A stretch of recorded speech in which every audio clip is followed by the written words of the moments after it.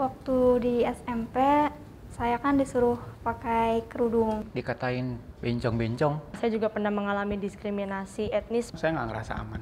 Kayak dikucilkan pernah.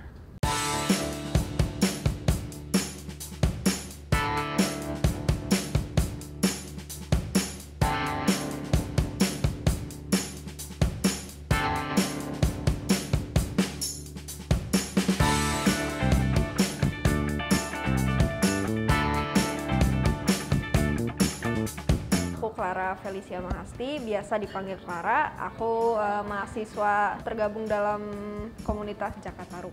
Namanya Clara, agamanya? Bahai. Aku Sasha, aku salah satu transpuan. Aku juga aktif di organisasi berbasis komunitas transpuan Serikandi Panyawangan. Saya biasa dipanggil Dudei sebagai aktivis HIP. Nama saya Tirza Stefania Krisanta. Saya dari komunitas Inspiration House Cirebon. Nama saya Agatha Valentina Feni, saya dari Mudika Santo Yusuf Cirebon. Nama saya Wiwin Kurniasi dari Sunda Wiwitan. Nama saya Wildan dari Penghayat Kepercayaan Organisasi Budidaya. Namaku Abe, aku dari komunitas Puzzle Indonesia. Namaku Lia, aku aktivis difabel Cirebon dan Majalengka. Aku Pani dari Ahmadiyah Manislor. Nama saya Rizky.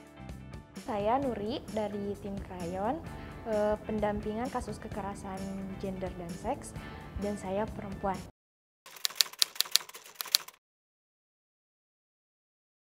Tidak. Kalau berkenalan enggak? Sejauh ini sih enggak. Pernah sih. Pernah sih. Enggak. Enggak sih. Kalau untuk saat ini saya nggak pernah, tapi waktu zaman sekolah saya adalah orang yang cukup sulit untuk bisa berteman dengan banyak orang. Dulu pernah. Sejujurnya tidak terlalu ya. Aku mempunyai trauma dahulu terhadap penyerangan-penyerangan Ahmadiyah sehingga aku sedikit agak susah untuk berkomunikasi dengan rekan-rekan di luar. Merasa minder dan dulu tuh masih menganggap kalau aku itu berbeda dengan yang lain. Saya merasa bahwa ketika saya ingin berteman dengan teman laki-laki yang lain, saya merasa ada perbedaan. Lebih ke warna kulit. Waktu saya kecil tuh saya sering banget dipanggil lutung kasarung. Karena saya sering dipanggil itu makanya saya lebih ke menutup diri. Karena kan saya itu keturunan Tionghoa dan juga saya beragama Kristen ya. Ketika sedang berinteraksi pada masyarakat, saya sering merasa kalau saya itu takut tidak diterima. Suka bingung untuk memulai pembicaraan, takutnya menyinggung perasaan sih kayak gitu. Aku ini gay, sehingga kalau ada temen yang dengar dari temennya yang lain bahwa aku gay itu sudah citranya udah negatif gitu.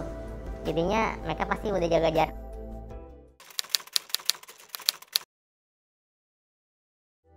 Pernah. SMP sih khususnya, saya pernah. Enggak. Pernah sih. Enggak pernah. Pernah.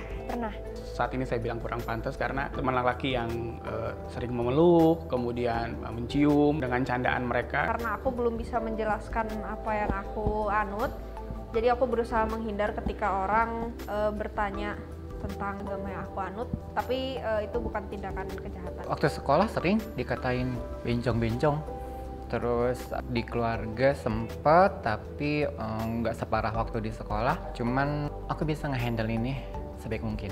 Pernah ya diledekin gitu dari teman-teman yang beda keyakinan dan juga teman-teman sosial media. Kalau di sekolah itu kayak dikucilkan pernah. Karena warna kulit juga, dijauhin, diejek-ejek. Waktu di SMP, saya kan disuruh pakai kerudung. Setelah itu saya bicara ke keluarga sama sesepuh dari Cibubur. Setelah itu kan beliau datang ke sekolah. Besoknya lagi si gurunya ngomong, kalau kamu bilang-bilang ke orang lain, ibu juga bisa laporin kamu ke MUI. Aku adalah mahasiswa difabel satu-satunya di kampus aku. Mereka menganggap kalau aku tidak bisa menaiki tangga, padahal sebenarnya bisa. Aku pernah dibully di sekolah dan sama guru juga pernah dibully. Kayak kamu suka sama si ini ya, padahal kan hanya karena orientasi aku suka lelaki bukan berarti aku suka sama semua lelaki gitu. Itu di sekolah, jadi saya mendapat perlakuan yang tidak enak. Pernah. Enggak. Enggak. Pernah. Belum pernah juga. Pernah. Enggak sih. Ya, pernah. Pernah dan sering. Pernah sih. Tidak. Pernah. Mereka menganggap kalau transpuan itu pasti berhubungan dengan prostitusi atau jual diri.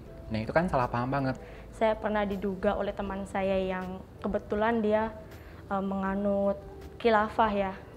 Dia mengira saya akan memusuhi dia. Kebanyakan orang yang belum tahu dan kadang tidak mau tahu, dan ya kebanyakan stigma-stigma negatif yang animisme dan dinamisme. Ketika kita mau melakukan sosialisasi HIV misalnya, tapi karena orang tersebut tahu bahwa saya gay, terkadang yang mereka lihat adalah orientasi seksual saya, bukan apa yang saya mau bagikan. Ketika aku kuliah dan pengen berorganisasi, keluarga pun kayak, kamu kuliah-kuliah aja, nggak usah organisasi.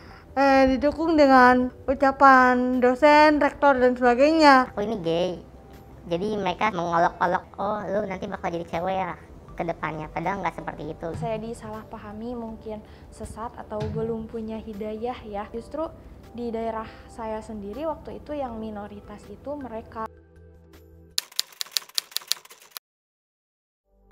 Enggak pernah. Pernah. Enggak. Enggak. Pernah. Oh enggak. Belum pernah. Pernah. Enggak. Tidak. Masyarakat penghayat kepercayaan itu agamanya kan tidak dicantumkan. Nah, pada saat sudah ada putusan MK pun di lapangan itu tetap tidak terjadi. Kita ngajuin banding dan juga lapor ke dinas yang terkait, langsung di protes dan juga langsung kita bisa memperbaiki sesuai dengan putusan MK. Aku ketika berumur 17 tahun sulit untuk membuat KTP karena aku seorang Ahmadiyah. Ya lebih panjang gitu prosesnya pokoknya karena status agamanya. Enggak. Enggak juga. Enggak. Enggak sih. Oh enggak. Belum. Enggak. Tidak. Tidak.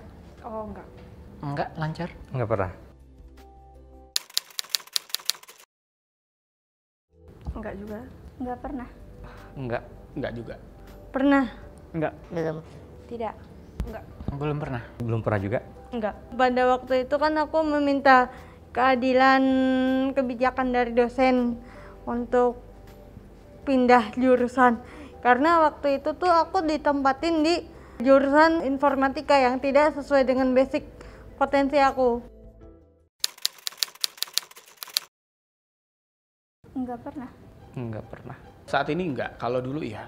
Enggak. Pernah. Saat ini belum. Tidak. Oh enggak. Pernah. Enggak pernah juga. Pernah. Pernah banget, bahkan sering. Karena aku mempunyai trauma